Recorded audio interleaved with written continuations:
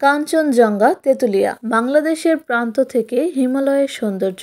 বাংলাদেশের সর্বোত্তরের জেলা পঞ্চগড়ের তেঁতুলিয়া থেকে পৃথিবীর তৃতীয় উচ্চতম পর্বত কাঞ্চনজঙ্ঘার চূড়া দেখা যায়, যা ভ্রমণ প্রেমীদের জন্য অত্যন্ত চিত্তাকর্ষক। বাংলাদেশ থেকে এত দূরের পর্বত কাঞ্চনজঙ্ঘা দেখতে পাওয়া খুবই চমৎকৃত হবার মতোই দৃশ্য। বছরের একটি বিশেষ সময়ে শুধুমাত্র বাংলাদেশের পঞ্চগড় জেলা থেকে কাঞ্চনজঙ্ঘা দেখা যায় খুব ভালোভাবে। তাই বছরের এই সময়টিতে সকলেই ভিড় করেন পঞ্চগড়ে, বিশেষ করে তেঁতুলিয়া উপজেলাতে। কখন দেখা যায় কাঞ্চনজঙ্ঘা? সারা বছর কাঞ্চনজঙ্ঘা দেখা যায় না। সাধারণত অক্টোবরের শুরু থেকে নভেম্বরের মাঝামাঝি সময় পর্যন্ত আকাশ মেঘহীন থাকলে দূরে বরফে ঢাকা কাঞ্চনজঙ্ঘা পাহাড়ের চূড়া দেখতে পাওয়া যায়। তাই কাঞ্চনজঙ্ঘা দেখতে যেতে চাইলে আপনাকে উপরোক্ত সময়ের ভিতর যেতে হবে এবং ওই সময় আবহাওয়া অনুকূলে থাকলে দেখা যাওয়ার সম্ভাবনা অনেক বেশি থাকবে। কাঞ্চনজঙ্ঘা ভোরের আলো ফোটার পর থেকে সকালের কিছু সময় ভালো দেখা যায়। তাই দেখতে হলে আপনাকে উপযুক্ত সময় যেমন যেতে হবে, তেমনি ভাগ্য সহায়ক হতে হবে। তেঁতুলিয়া